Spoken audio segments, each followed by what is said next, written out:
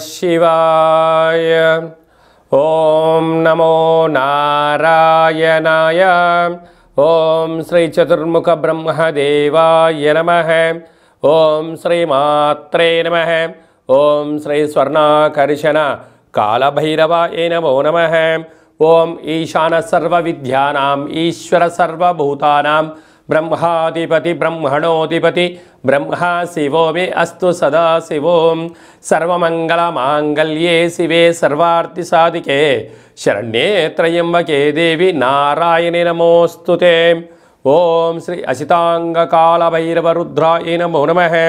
ओम दिगंबराय विद्महे हंसवाहनाय धीमहि तन्नो असितांग कालभैरवरुद्र प्रचोदयातु। కోటి9 ఛానల్కి స్వాగతం। చూస్తున్న వీక్షకులకు ప్రేక్షకులకు భగవద్బంధువులకు అందరికీ కూడా మహాశివరాత్రి పండగ శుభాకాంక్షలు। సంపూర్ణంగా ఈ నెల మార్చి 1వ తారీఖు నుంచి 15వ తారీఖు వరకు ద్వాదశ రాశులలో గ్రహ గమనాలు అనుసరిస్తూ ఎలా ఉండబోతుందో సంపూర్ణంగా తెలుసుకుందాం। అదే కాకుండా ఈ నెలలో పుట్టినటువంటి వారందరికీ కూడా జన్మదిన శుభాకాంక్షలు। గతంలో వివాహమైనటువంటి వారందరికీ కూడా వివాహ మహోత్సవ శుభాకాంక్షలు। వారందరికీ నిండు నూరేళ్ల ఆయురారోగ్యాలు ప్రసాదించాలని, వృత్తి ఉద్యోగ వ్యాపార సకల కార్యక్రమాల్లో జయాలు విజయాలు ప్రసాదించాలని మహాదేవుని కోరుకుందాం, ఆశీర్వదించమని ప్రార్థిద్దాం। ప్రధానంగా ద్వాదశ రాశిలో గ్రహ గమనాలను ఒకసారి వీక్షింపచేద్దాం। వృషభ రాశిలో రాహు సంచార స్థితి, వృశ్చిక రాశిలో కేతు సంచార స్థితి, మకర రాశిలో పంచమగ్రహ కూటమితో ప్రారంభమవడం, చంద్రుడు కుజుడు బుధుడు శుక్రుడు శని సంచార స్థితితో పంచమగ్రహ కూటమితో ప్రారంభం అవ్వడం జరుగుతుంది। అలాగనే కుంభరాశిలో రవి దేవగురు బృహస్పతి సంచార స్థితితో ద్వాదశ రాశుల్లో గ్రహ గమనాలు ఈ విధంగా ఉన్నాయి। సింహరాశి వారికి ఎలా ఉండబోతుందో ఈ వీడియోలో సంపూర్ణంగా తెలుసుకుందాం। సింహరాశిలో ఏ నక్షత్రాలు వస్తాయనగా మకా నక్షత్రంలోని 4 పాదాలు, పుబ్బా నక్షత్రంలో 4 పాదాలు, ఉత్తరా నక్షత్రంలో 1 పాదం కలిపితే సింహరాశి అవ్వడం జరుగుతుంది। చాలామందికి డేటా బర్త్లో లేనటువంటి వారికి పేరు యొక్క మొదటి అక్షరాన్ని అనుసరిస్తూ ఆ రాశిని తెలుసుకునే ప్రయత్నం అవుతుంది। అవి ఏ అక్షరాలు ఒకసారి పరిశీలన చేద్దాం। మా, మీ, ము, మే, మో, టా, టీ, టు, టే అక్షరాల వారందరూ కూడా సింహరాశి జాతకులే। సింహరాశి యొక్క అధిపతి సూర్యనారాయణుడు। వీరికి అర్ధాష్టమ కేతు సంచారం చేయడం వలన స్వయం నిర్ణయాలు యోగదాయకం। పక్కవారి మాట విన్నారా? పై అధికారులు కానీ సహ ఉద్యోగులు కానీ కింది స్థాయి ఉద్యోగస్తులు నిత్యము మీ పైన నిఘా నేత్రం ఉంది అని చెప్పి గమనించగలరు। మీరు ఎక్కడ తప్పు చేస్తారా, ఎప్పుడు మీరు మాటను జారుతారా, దాన్ని పట్టుకొని మీ పైన అధికారం చెలాయించాలని చూస్తూ ఉన్నారు కనుక మీ మాట మౌనంగా ఉండేటువంటి ప్రయత్నం చేయండి। మన పెద్దవాళ్ళు చెప్తున్నారు, మాట వెండితో సమానం, మౌనం బంగారంతో సమానం। కనుక సింహరాశి జాతకులు మౌనంగా ఎంత ఉండడం ఉంటే అంత ఎదిగే అవకాశాలు అధికంగా ఉంటాయి। 6వ స్థానంలో రుణారోగ శత్రుస్థానంలో మనకారకుడు చంద్రుడు, రుణారోగ శత్రుకారకుడు కుజుడు, బుద్ధికారకుడు బుధుడు, క్లత్రకారకుడు శుక్రుడు, ఆయుకారకుడు శనేశ్వర స్వామి వారు ఉండడం వలన మీకు చాలా అద్భుతమైన యోగదాయకం ఉంది। గతంలో కష్టపడినటువంటి వాటన్నిటికీ ఈ యొక్క మాసంలో మంచి మీరు మరో మైలురాయి దాటడము, ప్రమోషన్స్ రావడము, ట్రాన్స్ఫర్స్ అవ్వడము, నూతనంగా గృహ నిర్మాణ వ్యాపార కార్యక్రమాలలో రాజకీయాలలో కొత్త మీ యొక్క జీవితాన్ని ప్రారంభించబోతున్నారు। కాకపోతే ఓపిక చాలా అవసరం। స్వయం నిర్ణయం యోగదాయకం। పక్కవారి మాట విన్నారా సర్వము గోవింద అయ్యే పరిస్థితి ఉంటుంది, తస్మాత్ జాగ్రత్త। సప్తమంలో రవి గురు సంచార స్థితి ఉండడం వలన ప్రేమికులకు చాలా మంచి కాలమని, వివాహమైన దంపతులు ఒకరిపైన ఒకరు ప్రేమానురాగాలుగా ఉండగలగాలి। లేకపోతే ఇద్దరి మధ్య పచ్చగడ్డి వేస్తే బగ్గుమనేటువంటి పరిస్థితి ఉన్నట్లయితే కుటుంబంలో అనేక రకాల గొడవలు సమస్యలతో విదేశాలకి వెళ్ళాలనే కోరిక నెరవేరడము, అనేక రకాలమైనటువంటి వృత్తి ఉద్యోగ వ్యాపార స్నేహ సంబంధమైన వ్యాపార సంబంధ కార్యక్రమాల్లో సలహాలు సూచనలు అవసరం అని చెప్పి గమనించాలి। రాజ్యస్థానంలో రాహు సంచారం చేయడం వలన మీరు మాట్లాడుతున్న ప్రతి మాట రికార్డింగ్ అవుతుంది. మీరు చేస్తున్న ప్రతి పనిని కూడా అనేక మంది అబ్జర్వేషన్ చేస్తున్నారని చెప్పి గమనించాలి. మీరు ఎక్కడైతే తప్పు చేస్తారో, లేక ఎక్కడైతే వస్తువులు అంటే బ్యాంకు యొక్క ఓటీపీలు కానీ ధనానికి సంబంధించినటువంటి ఇబ్బందులు కొని తెచ్చుకునే అవకాశాలు ఉన్నాయి. తస్మాత్ జాగ్రత్త. అలాగా మఖా నక్షత్ర పుట్టిన జాతకులు ప్రభుత్వ వృత్తి ఉద్యోగ వ్యాపార కార్యక్రమాల్లో చేయడము, స్వయం వృత్తులు సేవా రంగాలు కుల సంఘ నాయకులుగా ఆర్కిటెక్చర్స్ యానిమేషన్స్ పురావస్తు శాఖలో పనిచేయడము, గ్లాస్కు సంబంధించినటువంటి సాఫ్ట్వేర్ హార్డ్వేర్కు సంబంధించిన క్రయ విక్రయాలు యోగదాయకం. పుబ్బా నక్షత్ర పుణ్య జాతకులు బిజినెస్లు రాజకీయాలు వ్యాపారవేత్తలు డాక్టర్లు సర్జను మెడిసిను సినిమా రంగాలు యూట్యూబ్ వాట్సాప్ ఫేస్బుక్లో క్రియేటివిటీగా ఉండడము, IAS IPS RDO MRO collector లాంటి వారందరికీ మీరు కోచింగ్ సెంటర్లో నడిపించడంలో ఉత్తీర్ణత శాతం మీకు అధికంగా ఉండే అవకాశాలు ఉన్నాయి. ఉత్తరా నక్షత్ర పుట్టిన జాతకులు మనో విశ్లేషణ నిపుణులుగా డాక్టర్లుగా IAS IPS RDO MRO collectorate ఉద్యోగాలు చేయడము, గ్రామ రాష్ట్ర దేశ ప్రపంచ స్థాయిలో మీరు కలికితు మేలురాయిలాగా ప్రభుత్వానికి తీటుగా వ్యాపారాలు చేయడము, సమాజంలో ఎనలేనటువంటి వ్యాపార అభివృద్ధి షేర్లు రాజకీయాలు పెట్టుబడులలో యోగదాయకమని చెప్పి మీరు గమనించాలి. ప్రధానంగా ఈ యొక్క మాసంలో అంటే మార్చి నెల 1వ తారీఖు నుంచి 15వ తారీఖు వరకు విశిష్టమైనటువంటి పండుగలు ఏమున్నాయి అనగా 1వ తారీఖు మార్చి నెల 2022 మంగళవారం మహాశివరాత్రి పండగ సందర్భంగా అందరము జన్మకో శివరాత్రి అని చెప్పుకుంటాం. 11 మాస శివరాత్రులు ఒకటి మహాశివరాత్రి పండగ సందర్భంగా సూర్యోదయపు మునుపురమే లేచి గృహంలో అన్ని శుద్ధి పెట్టుకొని మహాదేవుడికి పంచామృతాలతో అభిషేకం చేసుకున్నట్లయితే ఆయురారోగ్యాలు కలుగుతాయి. అలాగనే మనకు ఏ ఫలాలైతే దొరుకుతున్నాయో ఫలాలతో రసాలతో ధాన్యాలతో మనం అభిషేకం చేసుకున్నట్లయితే మహాదేవుడి యొక్క కృపకటాక్ష వీక్షణ మనకు కలుగుతుంది. అలాగనే మనం ఉప ఆవాసము అనగా భగవంతుడికి దగ్గర అవ్వడము కనుక సూర్యోదయము మధ్యాహ్నము సాయం సంధ్య అర్ధరాత్రి 12 గంటలకు లింగోద్భవ కాల సమయంలో మనం 5 సార్లు రుద్రాభిషేకం చేసుకున్నట్లయితే మనకు ఆయురారోగ్యాలు కలుగుతాయని చెప్పి గమనించగలగాలి. అలాగనే మనకు 1వ తారీఖు పంచమగ్రహ కూటమి ఉండడం వలన ఎవరికైతే ఈ విశేషమైనటువంటి వారందరికీ కూడా పంచమగ్రహ కూటమిలో ఉండబడిన గ్రహ దోషాలు కూడా తొలగిపోతాయని చెప్పి గమనించాలి. 2వ తారీఖు 3వ నెల 2022 బుధవారము అమావాస్య శతభిష నక్షత్ర సందర్భంగా అసితాంగ కాళభైరవ రుద్రస్వామివారిని స్మరించగలగాలి. ఎప్పుడైతే అసితాంగ కాళభైరవ రుద్రస్వామివారి యొక్క మూలమంత్రాన్ని కానీ బీజాక్షర మంత్రాన్ని స్మరించడం వలన సకల అష్టకష్టాలు తొలగిపోయి అష్టైశ్వర్య ప్రాప్తి కలుగుతుందని చెప్పి గమనించాలి. 8వ తారీఖు మార్చి నెల 2022 షష్ఠి మంగళవారం కృత్తికా నక్షత్రం చాలా అరుదుగా వస్తూ ఉంటుంది. మంగళవారము షష్ఠి అందులో కృత్తికా నక్షత్రము రావడం వలన మనం పుట్టలో పాలు పోయడం శ్రీ వళ్ళీ దేవసేన సుబ్రహ్మణ్యేశ్వర స్వామి వారికి పంచామృతాలతో అభిషేకం చేసుకోవడం కొన్ని ఉపవాస దీక్ష కార్యక్రమాలు చేయడం వలన జాతక చక్రంలో ఉండబడినటువంటి లగ్నంలో 2లో 4 7 8 వ్యయంలో కుజుడు సంచారం చేస్తున్నప్పుడు కుజదోషము సర్పదోషము నాగదోషము తొలగిపోయి వివాహం కాని వారికి వివాహము సంతానం లేని వారికి సంతానము చెవి ముక్కు వెన్నెముక సమస్యలు ఉండబడిన వారు రుగ్మతలు తొలగిపోతాయని చెప్పి గమనించాలి. అలాగనే 10వ తారీఖు మార్చి నెల 2022 అష్టమి గురువారము రోహిణి నక్షత్రము మృగశిర నక్షత్ర సందర్భంగా మనము ఒక్కొక్క మాసంలో ఒక్కొక్క భగవంతుణ్ణి ఒక్కొక్క కాళభైరవ స్వామిని స్మరించాలి. కనుక పాల్గొన మాసంలో మనకు రుద్రకాళభైరవ స్వామివారిని స్మరించాలని చెప్పి గుర్తుపెట్టుకోవాలి. అలాంటప్పుడు ఎలాంటి మంత్రాన్ని ఉచ్చరింప చేయగలగాలి అన్నట్లయితే ఓం రుం రుద్రకాళభైరవాయ నమః, ఓం దిగంబరాయ విద్మహే వృషభ వాహనాయ ధీమహి అనేటువంటి రుద్రకాళభైరవ స్వామి యొక్క మంత్రాన్ని స్మరించాలి.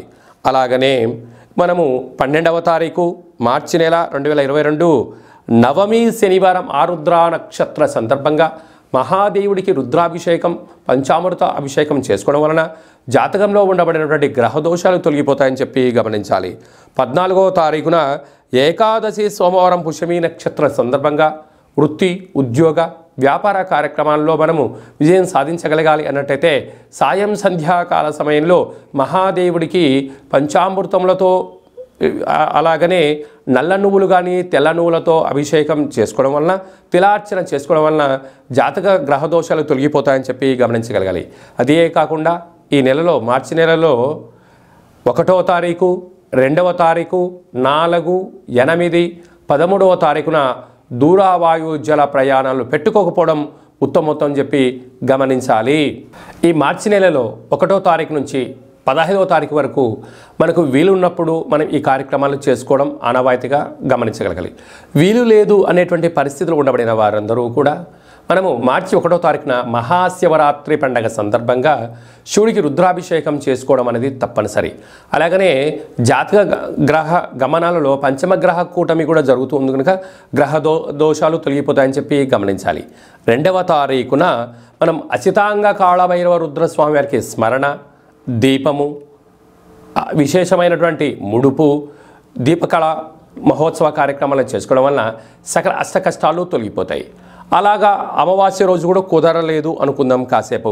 అలాగనే పుష్యమాసంలో శుద్ధ అష్టమి రోజు మనము రుద్రకాళభైరవ స్వామివారిని స్మరించగలగాలి.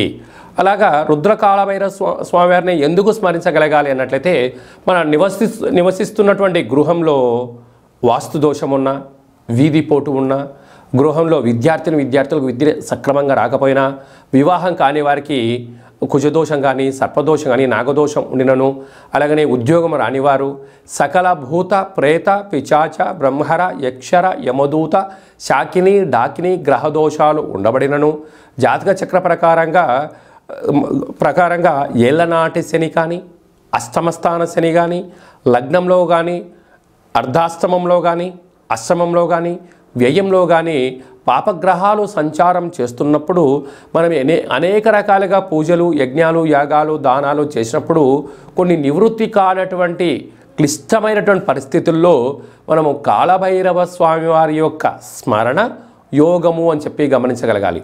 సూర్యోదయపు మునుపు పురమేలేచి ఇంటిని శుద్ధి పెట్టుకొని, ఇంటిలో మామిడాకులను, కొబ్బరాకుల్ని ఏర్పాటు చేసుకొని, ఇంటి గుమ్మం ముందర రూపకళ అనేటువంటి కాళభైరవ రూపకళని అష్టదళ పద్మాన్ని ముగ్గు పెట్టుకొని, పూజామందిరంలో కూడా అష్టదళ పద్మాన్ని రూపకళ ఛాయాచిత్రాన్ని ఏర్పాటు చేసుకొని, ఒక కూష్మాండాన్ని అనగా ఎర్రటి గుమ్మడికాయను పగలగొట్టి అందులో 8 రకాల నూనెలు, 8 రకాల ఒత్తులు పెట్టి తూర్పు, ఆగ్నేయ, దక్షిణ, నైరుతి, పశ్చిమ, వాయువ్య, ఉత్తర, ఈశాన్య వైపు 8 వైపులో 8 ఒత్తులు పెట్టి దీపాన్ని వెలిగించగలగాలి.